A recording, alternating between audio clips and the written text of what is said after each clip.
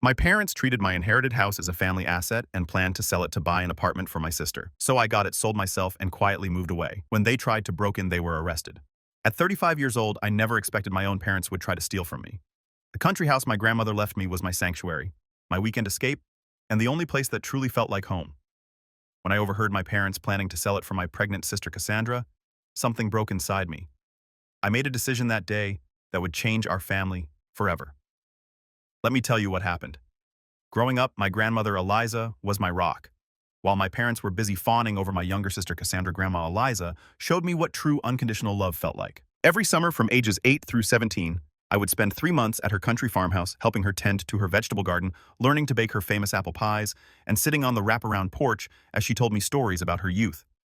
During those precious summers, she taught me the importance of independence and standing up for myself. Amanda, she would say, her weathered hands folding mine. Never let anyone take advantage of your kind heart, not even family, especially family. At the time, I thought she was just sharing general wisdom. I had no idea how prophetic those words would become. The country house itself was a charming 3-bedroom farmhouse sitting on 2 acres of land about 90 minutes from the city where I worked as a real estate agent. It was built in the 1940s with solid oak beams, hardwood floors that creaked in all the right places, and windows that caught the morning light perfectly. The property included a small apple orchard, a vegetable garden space, and a detached garage that Grandma had converted into a studio for her painting hobby. When Grandma Liza passed away 5 years ago, I was devastated. She was 88, and while her death was not unexpected, the pain of losing her hit me harder than I could have imagined. During the reading of her will, I was surprised to learn she had specifically left the country house to me, along with a letter explaining her decision. My dearest Amanda, the letter read, I am leaving this house to you because you are the only one who truly loves it as I did. I have watched you connect with this land since you were a little girl. This house has stories in its walls, and I know you will honor them and add your own chapters. This is not just a piece of property, it is a piece of who you are. My parents seemed supportive at first. They had their own comfortable home in the suburbs and had never shown much interest in the old country place, as they called it. My sister Cassandra, 28 years old, and always the golden child, was too focused on city life to care about a house that did not have shopping malls within walking distance. Over the past 5 years, I poured my heart, soul, and a significant portion of my savings into preserving and improving the property. I updated the plumbing and electrical systems, restored the original hardwood floors, and replanted the garden using the heirloom seeds Grandma had saved. Every weekend I could manage, I would drive out Friday evening and return Sunday night, my spirit recharged by the peace I found there. The contrast between my sister and me could not have been more stark. While I had built a stable career as a real estate agent, eventually becoming one of the top sellers at my firm, Cassandra bounced between jobs, relationships, and departments. Our parents constantly made excuses for her free spirit and artistic temperament, while my practical nature and work ethic were simply expected rather than celebrated. Your sister is sensitive, my mother would say whenever Cassandra quit another job because her boss did not understand her. Meanwhile, my 60-hour work weeks and professional achievements were acknowledged with brief nods and quick subject changes. Despite this imbalance, I maintained a cordial relationship with my family. Sunday dinners at my parents' house were a monthly tradition, though I often felt more like an observer than a participant, as conversations centered around Cassandra's latest drama or my parents' social circle. Everything changed 3 months ago when Cassandra announced she was pregnant. Her boyfriend Tyler, whom she had been dating for just under a year, sat uncomfortably at the dinner table as my sister shared the news. My parents were initially shocked, then quickly transitioned to ecstatic about their first grandchild. This changes everything, my mother declared, squeezing Cassandra's hand across the table. You two need to start preparing for this baby. I offered my genuine congratulations, though I had private concerns about my sister's readiness for parenthood, given her unstable lifestyle. Those concerns proved warranted when, over the following weeks, the subject of the couple's living situation became a frequent topic. They cannot possibly stay in that tiny 1-bedroom apartment with a baby, my mother fretted during one Sunday dinner. Rent is so expensive these days, my father added, looking meaningfully in my direction. It is hard for young people starting out. I sensed the conversation was heading toward an ask for financial help, which would not be the first time. Over the years, I had loaned Cassandra money for various emergencies, none of which had ever been repaid. Given my stable income, I had already resigned myself to the likelihood of being asked to contribute to my future niece or nephew's needs. What I did not anticipate was how far my family would go in their expectations. It was during one of our Sunday family dinners about 2 months after Cassandra's pregnancy announcement that I accidentally discovered their plan. I had excused myself to use the bathroom and was walking back down the hallway when I heard my father's voice from the kitchen. I think we should list the country property next month. Spring is the best time to sell, and we could get top dollar in this market. I froze mid-step, thinking at first he must be discussing one of his own investment properties. My father had dabbled in real estate over the years, though he had always refused my professional advice.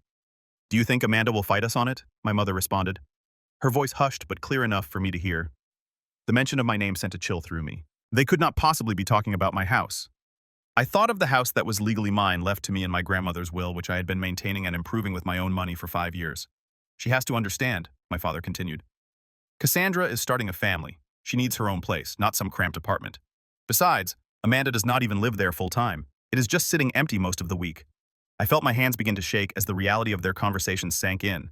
They were planning to sell my house, my inheritance, my sanctuary, without even discussing it with me, as if it were a communal family asset rather than my personal property. We should bring it up after dessert, my mother suggested. Emphasize how important this is for the baby. Amanda has always been reasonable.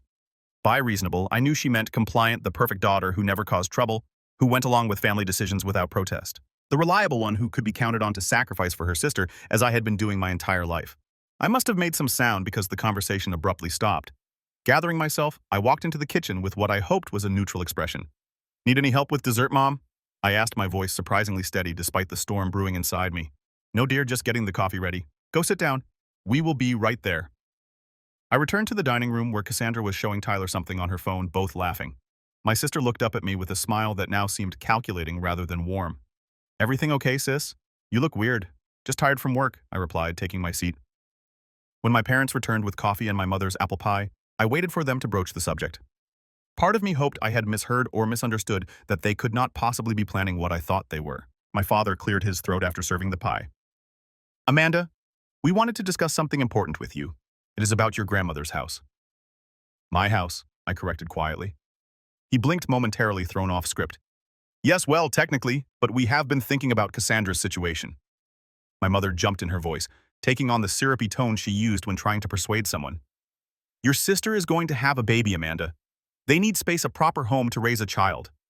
I prompted a coldness settling in my chest. And we think the most sensible solution would be to sell the country house, my father stated plainly. It would provide enough money for a down payment on a nice apartment for Cassandra and Tyler, something with 2 bedrooms in a good school district. I stared at them, waiting for some acknowledgement of the audacity of what they were proposing. None came. That house belongs to me, I said slowly. Grandma left it to me in her will. I have been paying the taxes, the insurance, the maintenance. I have put thousands of dollars of my own money into renovations. And no one is saying you have not done a lovely job with it, my mother rushed to add. But be practical, Amanda. You only go there on weekends. Your sister needs a home every day. So buy her one, I replied, my voice hardening. Why does it have to be my house that gets sold? Because we do not have that kind of money just sitting around. My father snapped his reasonable facade, cracking slightly. This is about family. Helping family. Your sister is pregnant, my mother added, as if I could have somehow forgotten this fact. Do you not care about your niece or nephew growing up in a good environment? I turned to look at Cassandra, who had been uncharacteristically quiet during this exchange. She met my gaze with a mix of entitlement and challenge. I already started thinking about how I would set up the nursery, she said. The second bedroom gets such good morning light. It would be perfect. The casual way she spoke about my space, the room where I kept my grandmother's quilts and my own painting supplies, ignited something fierce within me. They had already been planning this, discussing it, making decisions all without a single word to me until now. Let me get this straight, I said, setting down my coffee cup carefully to hide the trembling of my hands. You want me to give up the house my grandmother specifically left to me that I have lovingly maintained for 5 years so you can sell it and give the money to Cassandra for an apartment? Not give up, my father corrected. You would get a portion of the proceeds too, of course. How generous, I replied, unable to keep the bitterness from my voice. And did anyone consider asking me before making these plans, or did you just assume I would go along with it as always, Amanda? My mother sighed. Do not be difficult. This is what families do. They support each other. Support goes both ways, Mom. When has anyone in this family supported what I want, what I need? A tense silence fell over the table. This was not how our family operated. Open conflict was avoided, particularly when it came to Cassandra getting her way. Tyler, looking deeply uncomfortable, finally spoke up. Maybe we should discuss this another time when everyone is calmer. There is nothing to discuss, I said, standing up. The house is mine. I will not be selling it. Not now, not ever. Amanda, my mother gasped. Sit down. We are not finished. I am, I replied, grabbing my purse. Thank you for dinner. As I headed for the door, my father called after me. Think about it. At least family has to come first. I paused with my hand on the doorknob. That is exactly what I am doing. I left without another word, the slam of the door behind me punctuating my exit in a way that was deeply out of character for the accommodating daughter I had always been. As I sat in my car, hands gripping the steering wheel, I realized they had fully expected me to eventually agree. After all I always had before. Not this time. The next weekend, I drove to the country house with a heaviness in my heart I had never associated with this place before. For 5 years, crossing the threshold of the old farmhouse had always brought an immediate sense of peace. Now, as I unlocked the door and stepped inside, I felt the weight of my family's betrayal accompanying me. I walked through each room, slowly taking in details I had come to love. The kitchen with its vintage 1952 mint green refrigerator that I had specially restored. The living room with the stone fireplace where my grandmother and I had spent countless evenings playing cards and talking about life. The master bedroom where I had carefully preserved the hand-carved bed frame my grandfather had made as a wedding gift for my grandmother. Out on the wraparound porch, I sat in my grandmother's rocking chair and tried to imagine this place belonging to strangers. The thought brought physical pain. This house was not just wood and nails and property value. It was memories and connection, and the only place where I truly felt my grandmother's presence. My phone had been buzzing consistently since I left my parents' house the previous Sunday. I had responded minimally, sending only brief texts assuring them I was fine, but needed space. Now, as I sat on the porch watching the sunset paint the sky in shades of orange and pink, my mother called again. "Amanda?" She began without preamble when I answered. "I wish you would stop this sulking. We are trying to have a serious family discussion." "There is nothing to discuss," I replied, keeping my voice even. "This is my house. I am not selling it." "Your sister is in tears," she countered, wielding the weapon that had always worked before. Cassandra's tears had been the trump card in our family dynamic since childhood. I am sorry to hear that, I said, surprising myself with my lack of usual guilt, but that does not change my decision. "Your father has already spoken to a realtor friend of his. He says we could list next week." The casual way she mentioned this sent a fresh wave of shock through me. "Without my permission, I am the legal owner. Mom, only I can sell this house." "Do not be technical, Amanda," she sighed. "This is a family matter." "No, it is a legal matter, and I am telling you clearly, I will not be selling my house." The conversation ended with my mother's frustrated huff and a click as she hung up on me. That was only the beginning. Throughout the weekend, the calls and texts continued. My father sent links to apartments he thought would be perfect for Cassandra, along with notes about how much they would cost. My sister sent photos of baby furniture with captions like, "This crib would look so cute in the upstairs bedroom." By Sunday evening, as I was preparing to return to the city, I received the most shocking message yet. My father texted, "We have arranged an open house for next Saturday. Please make sure the place is tidy." I called him immediately. "You did what?" "Now, Amanda," he began in his placating tone, "we just thought we would get the ball rolling. People are very interested in country properties right now." "Cancel it," I said firmly. "You have no right to show my house to anyone. We still have the spare key from when we helped you move some furniture last year," he continued, as if I had not spoken. "So do not worry about being there. We will handle everything." The realization that my parents had been accessing my property without my knowledge or consent was the final straw. This had gone beyond mere entitlement to something that felt dangerously close to theft. I ended the call and immediately called my friend Stephanie, who had been my confidant through many family dramas over the years. They did what she exclaimed after I explained the situation. "Amanda, that is not just inconsiderate. It is illegal. They cannot sell property that does not belong to them." I know I sighed, but they do not seem to care about that minor detail. "What are you going to do?" I stared out at the darkening sky, the first stars beginning to appear. "I do not know yet, but I am not going to let them take this from me," good Stephanie said firmly. "It is about time you stood up to them. They have been taking advantage of your good nature for years." After we hung up, I sat for a long time thinking about my options. I could change the locks, but that would only be a temporary solution. I could confront my parents again, but they had already shown they were unwilling to listen to reason. I could involve lawyers, but the thought of legal action against my own family made me sick to my stomach. As I drove back to the city that night, an idea began to form. It was extreme, perhaps even a bit vindictive, but the more I thought about it, the more it felt like my only option for taking control of the situation. I was a real estate agent. If anyone was going to sell my house, it would be me, and it would be on my terms, not theirs. The decision settled in my mind like a weight being lifted. By the time I reached my apartment, I knew exactly what I was going to do. My parents wanted to sell my house for Cassandra fine, but they were about to learn a harsh lesson about making assumptions about my compliance. Monday morning, I went straight to my broker's office. "Darren," I said as I sat down across from him, "I want to list my own property, and I need it to happen fast." The next 2 weeks were a blur of activity. As one of the top agents at my firm, I knew exactly how to position the property for a quick sale. I called in favors from photographers, stagers, and listing specialists. By Wednesday, professional photos showcasing the charming character of the farmhouse and the beauty of the surrounding land were ready. I carefully crafted the listing description myself. Historic farmhouse with modern amenities set on 2 acres of landscaped grounds, including established apple orchard, original hardwood floors, stone fireplace, and handcrafted details throughout. Updated kitchen and bathrooms, new roof, and completely rewired 90 minutes from downtown. Perfect weekend retreat or year-round residence for those seeking peace without sacrificing comfort. I deliberately priced it slightly below market value, knowing this would generate immediate interest. While I wanted a quick sale, I was not desperate enough to give the property away. The current market for country homes was strong, with city dwellers increasingly looking for escape properties within commuting distance. My broker Darren raised an eyebrow at my urgency but asked few questions. We had worked together long enough for him to trust my judgment, even if he sensed there was more to the story than I was sharing. Any special requests for showing protocols, he asked as we finalized the listing agreement. Yes, I replied. No public open houses, qualified buyers only with proof of funds or pre-approval, and I want to personally approve every showing. This would allow me to control who saw the property and when, reducing the chances of my parents or sister finding out prematurely. I had been deliberately vague in my communications with them over the past few days. Not outright lying, but certainly not volunteering information about my plans. When my father texted asking if I had come to my senses yet, I simply replied that I was thinking things through. When my mother called to say the realtor friend wanted to come by on Thursday to take measurements, I told her I had a client at the house that day and it would not be possible. Not untrue, as I would indeed be there with a photographer. The listing went live on Friday morning, marked as private, so it would be visible only to agents and their clients, not on public websites where my family might stumble across it. By noon, we had 6 showing requests. I carefully scheduled these for Saturday, knowing my parents would be at a charity golf event they had mentioned at dinner. I took the day off and drove out early to prepare the house, making sure every detail was perfect. The first 2 couples were pleasant but not seriously interested. The third, a pair of artists looking for a studio space, loved the property, but were clearly stretching their budget. The fourth and fifth were investors looking for vacation rentals, which made my heart sink at the thought of my grandmother's beloved home being turned into an Airbnb. The final appointment of the day was with Gabriel Jackson, a successful businessman in his mid-40s who was looking for a private retreat away from his high-pressure job in the city. From the moment he walked through the door, I could see his genuine appreciation for the character of the house.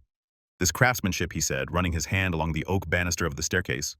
You do not see work like this anymore. As I showed him around, Gabriel asked thoughtful questions not just about the practical aspects of the property, but about its history and character. When we reached the studio in the converted garage, he spent a long time looking at the space. My late wife was a painter, he explained quietly. She always wanted a studio with north light like this. There was something in his manner, a respect for the property and its significance, that reminded me of my own attachment to the place. When he asked if we could sit on the porch for a few minutes before he left, I agreed. This is a special property, Amanda, he said as we sat in the rocking chairs overlooking the orchard. I can tell it means a great deal to you. I hesitated, then found myself explaining the situation. Not the full family drama, but enough for him to understand that selling was a difficult decision for me. My grandmother left it to me, I said. I always thought I would keep it forever, but circumstances have changed. Gabriel nodded thoughtfully. If I were to make an offer, would it give you some peace to know that I would care for this place as you have? I would not tear it down or subdivide the land. I just want somewhere quiet to read books and watch the seasons change. By the time he left, I had a feeling he would be making an offer. Sure enough, his agent had called mine within 2 hours. The offer was clean for the full asking price, with a request for a quick closing but flexible occupancy to give me time to say goodbye to the house properly. I accepted immediately. The next 2 weeks were a whirlwind of paperwork inspections and surreptitious packing. I told my family I was busy with a big listing at work, which was not entirely untrue. I avoided Sunday dinner, claiming client obligations when my mother pressed about when they could reschedule their planned open house. I deflected with vague comments about still figuring things out. In truth, I was carefully removing personal items from the country house, focusing on things with sentimental rather than monetary value. My grandmother's handwritten recipe cards, the quilt she had made for my high school graduation family photographs that could not be replaced. I worked with my attorney to ensure all the paperwork was impeccable, leaving no possible legal challenges. The property was unquestionably mine to sell my name alone on the deed, since my grandmother's estate had been settled 5 years earlier. My parents had absolutely no legal claim to it whatsoever, despite their apparent belief that family assets were communal regardless of legal ownership. The closing was scheduled for a Thursday morning. Gabriel and I met at the title company's office, both of us choosing to handle this in person rather than through representatives. As we signed the many documents, I felt a complex mix of emotions. Grief at letting go of this beloved place mingled with satisfaction at taking control of the situation. I have something for you, Gabriel said. After the final papers were signed and the keys officially handed over, he reached into his briefcase and pulled out a business card. This is my personal contact information. If you ever want to visit the property, just call. You will always be welcome. The gesture brought unexpected tears to my eyes. Thank you. That means more than you know. As I walked to my car, cashier's check in hand for a sum that exceeded even the most optimistic estimates my parents could have had, I felt a strange sense of both loss and liberation. I had transferred the funds to a new account at a different bank from my usual one, ensuring my parents would have no way to access or even know about the money. Now came the hard part, waiting for my family to discover what I had done. For 2 weeks after the closing, I managed to maintain the charade. I begged off Sunday dinners with claims of work emergencies. I responded to texts with just enough information to prevent suspicion, but not enough to reveal my actions. I knew this delicate balancing act could not last forever, but I needed time to prepare myself emotionally for the inevitable confrontation. What I had not anticipated was how quickly and dramatically that confrontation would unfold. It happened on a Saturday morning. I was at my city apartment enjoying a rare leisurely breakfast and catching up on work emails when my phone rang. It was my father, his tone uncharacteristically frantic. "Amanda, thank God you answered. There is someone in your house." My heart skipped a beat as the moment of truth arrived sooner than I expected. "What do you mean?" I asked, playing for time. "We drove out to the country house with Cassandra to take some measurements for the nursery furniture," he explained hurriedly. "I used my key to get in, and there was a man inside who claimed we were trespassing. He said he was calling the police." The reality of what had happened hit me all at once. My parents had taken Cassandra to my former house, let themselves in without permission, using a key they should have returned long ago, and encountered Gabriel, the rightful owner, who naturally assumed they were intruders. "Stay there," I said, my voice remarkably calm given the circumstances. "I will be right out. Hurry, this man is threatening to have us arrested." I drove faster than I should have, reaching the country house in just over an hour. As I pulled up the gravel driveway, I saw a surreal tableau, a police car parked behind my parents' SUV. My mother sitting on the porch steps, looking shell-shocked, my father gesticulating wildly to a patient-looking officer, Cassandra crying in the front seat of their vehicle, and Gabriel standing calmly near the police car. As I got out of my car, all eyes turned to me. "Amanda," my father called out, relief evident in his voice. "Tell this officer this is your house and we have permission to be here." I walked slowly toward the group, the weight of the moment pressing down on me. This was it, the point of no return. "Actually," I said clearly, "this is not my house anymore. I sold it 2 weeks ago to Mr. Jackson. He is the legal owner now." The silence that followed was absolute. Even Cassandra's sobs from the car momentarily ceased. My father's face went from relief to confusion to dawning horror in the span of seconds. "What are you talking about?" my mother finally managed, rising from the porch steps. "You cannot have sold the house. We were going to sell it for Cassandra's apartment." The officer looked between us with growing understanding. "Ma'am," he addressed my mother, "are you saying you entered this property without the owner's permission?" No, my father interjected quickly. "This is a family misunderstanding. Amanda, tell them this is all a mistake." I looked at Gabriel, who gave me a small nod of support. "There is no mistake," I said firmly. "I sold the house to Mr. Jackson 2 weeks ago. The sale has been recorded with the county. My parents and sister no longer have any right to access this property." "That is impossible," my mother exclaimed. "You cannot have sold it without telling us. We had plans. Your plans." I corrected, "Not mine. You decided what would happen to my property without consulting me. You scheduled viewings without my permission. You kept a key without my knowledge. And today you broke into a house that no longer belongs to me." My father's face had turned an alarming shade of red. "You had no right. I had every right," I countered. "The house was mine legally, morally, in every way that matters." The officer, clearly uncomfortable with the family drama unfolding before him, cleared his throat. "Based on what I am hearing, it sounds like these folks," he gestured to. "My parents entered the property illegally, albeit under a misunderstanding. Mr. Jackson, do you want to press charges for trespassing?" Gabriel shook his head. "No, that will not be necessary, as long as they leave now and understand they cannot return without an invitation." My father looked like he might argue further, but my mother tugged at his arm. "Let us go, Robert. Not here. Not like this." As they turned toward their car, Cassandra finally emerged, her face streaked with tears and twisted with fury. "How could you do this to me?" she screamed, storming toward me. "To my baby. You knew we needed this house." "You needed a place to live," I replied, keeping my voice level. "Not specifically this house. Not my house. You are so selfish. You have always been jealous of me, and now you are taking it out on my innocent child." My father had to physically guide her back to the car as she continued to shout accusations. Through the open window, I could hear her sobbing that I had ruined everything and never cared about family. As they drove away, the officer tipped his hat. "I will file a report about the incident, but since there is no desire to press charges, this should be the end of it. I would recommend changing the locks if you have not already, sir." "Already done," Gabriel assured him. "Thank you for your help." When the police car had gone, Gabriel and I stood awkwardly in the driveway. "I'm sorry about that," I said finally. "I should have warned you something like this might happen." He shook his head. "Family complications are rarely neat or predictable. Would you like to come in for a cup of coffee? It is still your porch too, as far as I am concerned." I looked at the house, the familiar lines of it now belonging to someone else. "Thank you, but I should probably deal with the fallout from this. Rain check," anytime, he said kindly. As I drove back to the city, my phone began buzzing incessantly with texts and calls from my parents and sister. I turned it off, needing space to process what had just happened. The confrontation had been every bit as awful as I had feared. Yet underneath the stress and guilt was a surprising sense of relief. The truth was out. For better or worse, I had stood my ground. The weeks following what my mother dramatically termed the betrayal were some of the most difficult of my adult life. My family alternated between icy silence and explosive outbursts with no middle ground for actual conversation. My father sent a formal-looking letter demanding I turn over the proceeds from the sale, claiming they were rightfully family funds intended for Cassandra's apartment. My mother left tearful voicemails about how I had broken her heart and destroyed the family. My sister blocked me on all social media and told mutual friends I had abandoned her in her time of need. Extended family members soon got involved, having heard wildly varying versions of the story. My Aunt Carol called to ask if it was true I had sold the family homestead out from under everyone. My cousin Patrick texted to say he thought I had done the right thing standing up for myself, but he was in the minority. The narrative being spread was that I, the selfish career woman, had callously disregarded the needs of my pregnant sister out of spite and greed. Few seemed interested in hearing my side, that the house had been legally mine alone, that I had maintained it for years with no help from anyone, that my family had attempted to appropriate it without my consent. There were moments I questioned my decision, wondering if I should have found some compromise. Perhaps I could have loaned Cassandra money for a down payment while keeping the house. Maybe I could have sold it and split the proceeds more equitably. The guilt would creep in during quiet moments, making me wonder if I had overreacted.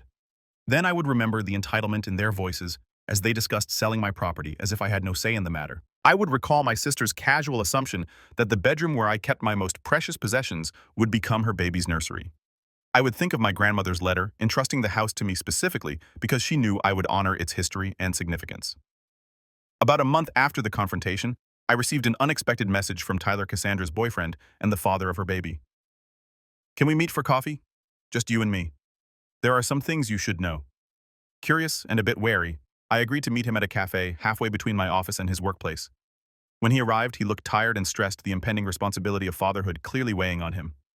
"Thanks for coming," he said as he slid into the booth across from me. "Cassandra would kill me if she knew I was talking to you." "I appreciate you reaching out," I replied. "How is she doing and the baby?" "They are both fine health-wise," but he hesitated, stirring his coffee absently. "There are things about our situation that your family has not been honest about." Over the next hour, Tyler shared revelations that shifted my understanding of the entire scenario. Contrary to the impression my parents had given, he and Cassandra were not in dire financial straits. Tyler had a stable job in information technology with good benefits. They could afford their apartment comfortably, and while it was small, it was in a good neighborhood with excellent schools nearby. "I never wanted your house," he admitted. I was shocked when Cassandra told me that was the plan. I kept saying we could save for our own place, but she insisted her parents had promised they would take care of everything.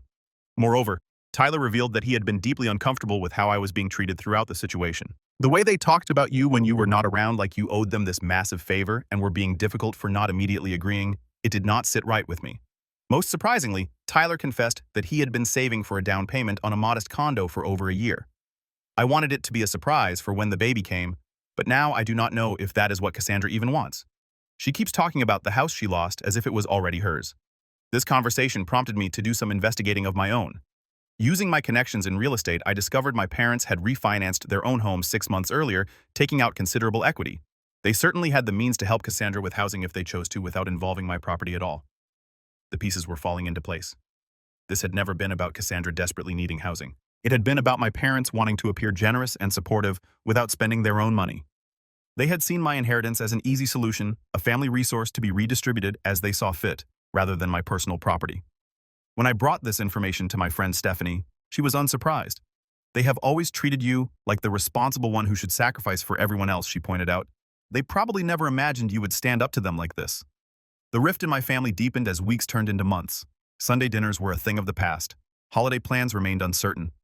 My mother had begun telling family friends that I was going through something and they should pray for me to come back to my senses.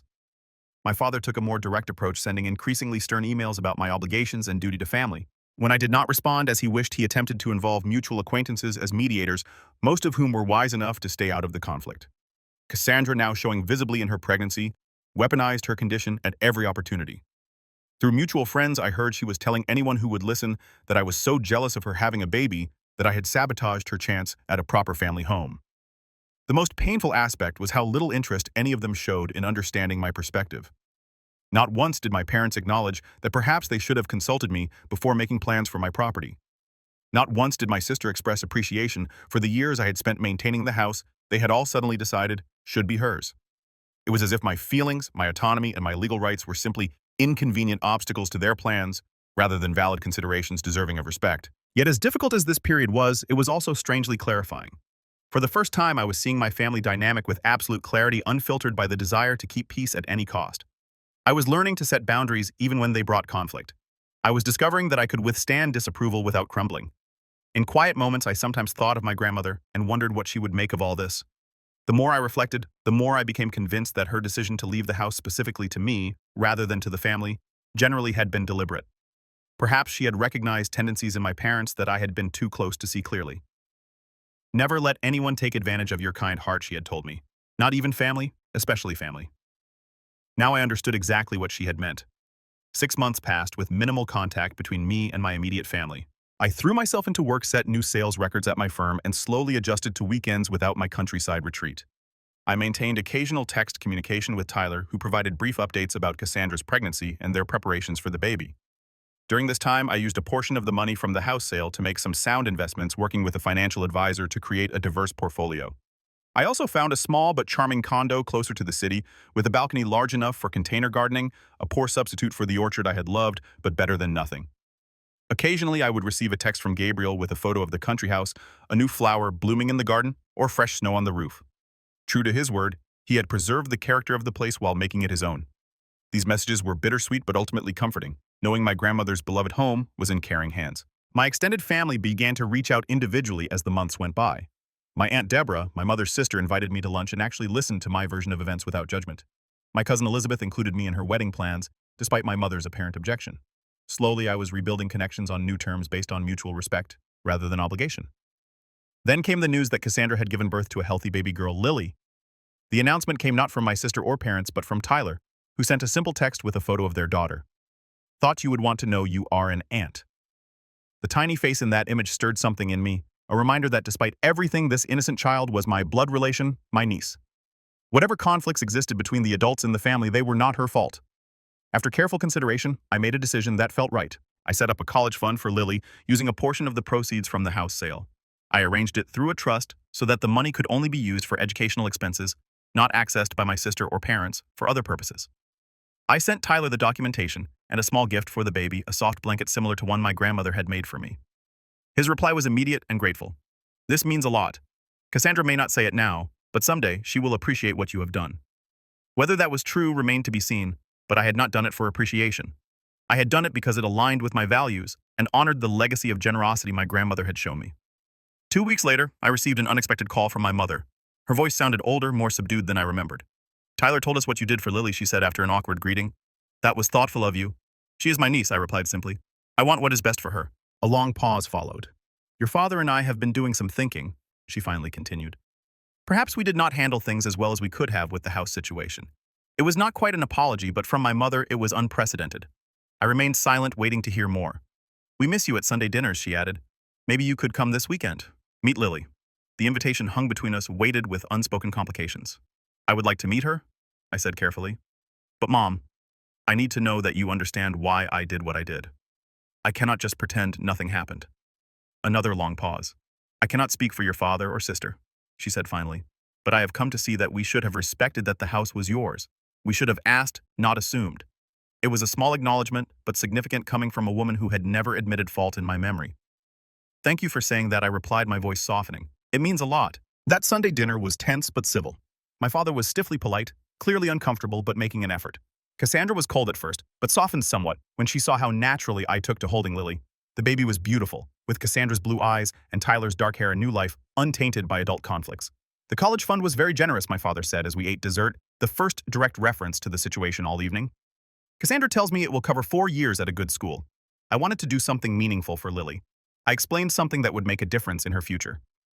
We have been thinking, my mother interjected carefully, that perhaps we focus too much on the house itself rather than the bigger picture of family support.